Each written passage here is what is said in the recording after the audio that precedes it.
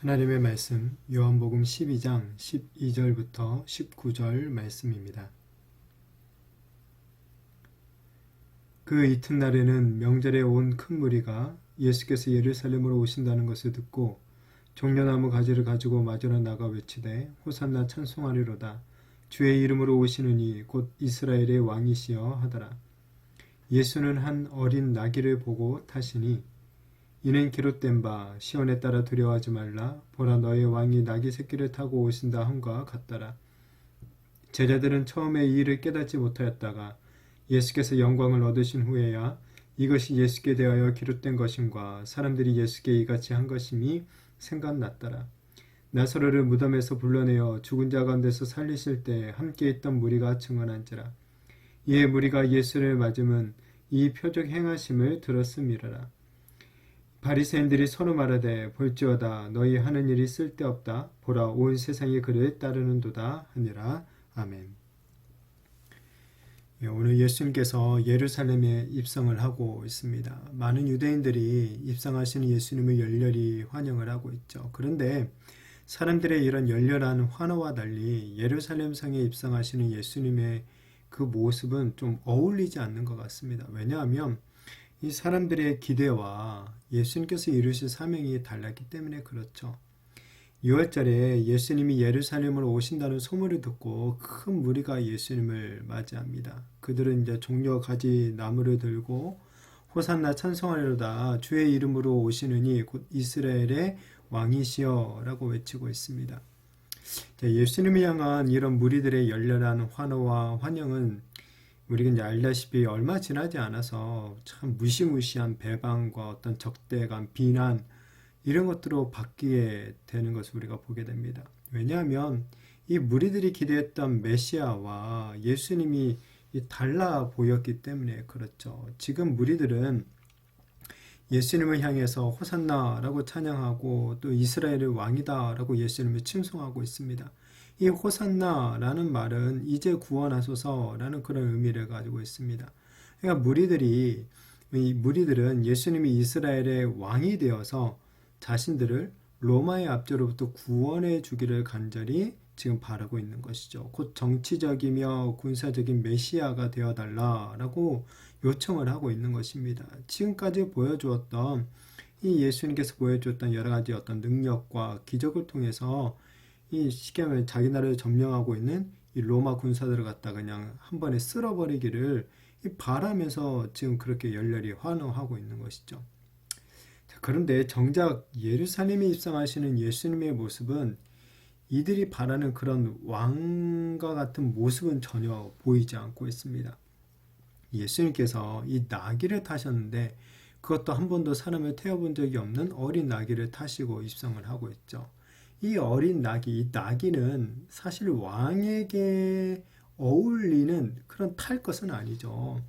어떤 왕의 위엄 그리고 권위 이런 것들을 드러낼 수 있는 것은 당시에는 아주 그러니까 말이라도 뭐 백마나 아주 우람한 정말 멋진 그런 말을 타야 할 것입니다. 멋지고 큰 말을 타서 사람들의 그 열렬한 환호와 환영 가운데 입성을 해야 되는데 오늘 예수님께서 오히려 어린 나귀를 타고 이 입성을 하고 있죠. 예수님의 이런 모습은 참 왕과는 어울리지 않는 너무나도 작고 이 초라한 모습이다라고 보여집니다. 예수님께서 이렇게 어린 나귀를 타신 이유는 일단 스가랴 선지자의 예언을 성취하기 위해서죠. 스가랴 선지자가 장차 예루살렘에 임할 왕은 공의와 구원을 베푸시는 겸손한 왕이다. 이 섬김의 왕이 될 것이다. 그리고 또 이사야 선지자는 고난받는 왕이다 라는 것을 예언을 했죠. 이런 겸손과 이 섬김의 왕임을 보여주는 이 모습이 바로 나귀 새끼를 타는 것이다 라고 또한 예언하고 있습니다. 그러니까 우리 주님은 왕으로 지금 임하셨지만은 유대인들이 기대하는, 그러니까 우리가 일반적으로 생각하는 그런 왕이 아니라 이 겸손한 왕으로 지금 이 땅에 오시고 예루살렘에 입성하고 있는 것이죠. 예수님은 단지 이스라엘을 이 로마의 압제로부터 구원하기 위해서 이 왕으로 오신 것이 아니죠. 유대인들을 넘어서 온 인류를 사로잡고 있는 이 죄의 압제로부터 우리들을 구원하기 위해 왕으로 이 땅에 오신 것입니다. 그런데 이 칼로 적군을, 그리고 이제 또한 칼로 적군을 뭐 무찔러서 구원을 베푸시는 것도 아니라 오히려 우리의 죄를 대신 짊어지시고 십자가에 달려 죽으심으로 그 구원을 베풀어 주시는 것이죠. 십자가에서 죽으심으로 인류를 구원하는 것, 이것이 하나님의 구원 계획이었기 때문에 우리 주님께서는 그 하나님의 뜻에 온전히 순종하셔서 하나님의 그 놀라운 구원의 역사를 성취하시는 것입니다. 이렇게 겸손의 왕으로 오신 예수님을 이 제자들도 처음에는 깨닫지 못하죠. 나중에 예수님께서 십자가에서 죽으시고 부활하신 후에야 이러한 것들을 깨닫게 되죠. 이 요한복음에는 나오진 않지만 다른 복음서에서는 이 보면 제자들이 예루살렘에 입성하기 전까지 서로 길가에서 싸워죠. 누가 더 크냐? 이 문제로 서로 다투었다라고 밝혀주고 있습니다.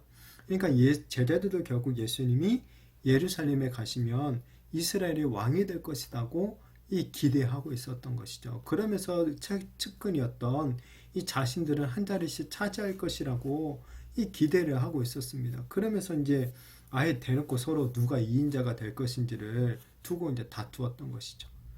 자, 이렇게 이제 수많은 무리들이 예수님을 열렬히 환호하고 이 환영하는 것을 본 바리새인들은 실망을 하죠. 자주 섞인 말로 너희 하는 일이 쓸데없다. 보러 온 세상이 그를 따른다. 라고 그런 말을 합니다.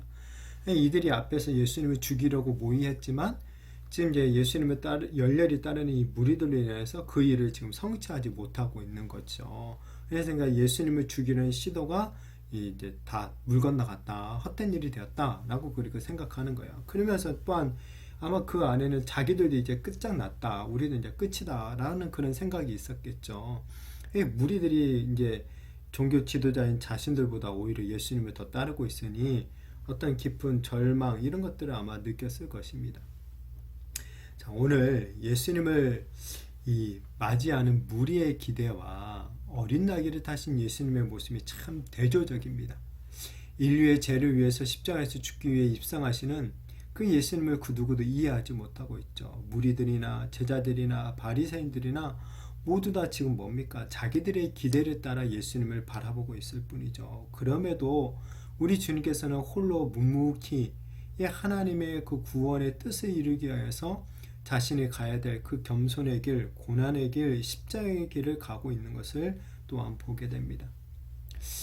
우리가 예수님을 믿는다라고 이렇게 얘기를 하고 예수님을 의지한다라고 우리가 고백을 하고 매주일마다 나와서 예수님을 환호하고 기뻐하고 즐거워하는데 한번 우리의 그 이유, 정말 우리가 예수님을 환호하고 있는 그 이유를 우리가 한번 살펴봤으면 좋겠습니다.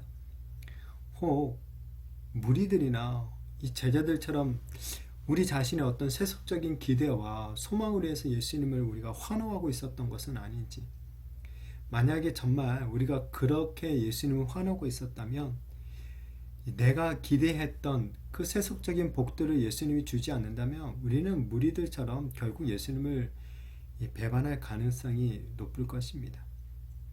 예수님은 우리가 이 땅에서 떵떵거리면서 잘 먹고 잘 살게 해주기 위해서 오신 왕이 아니시죠.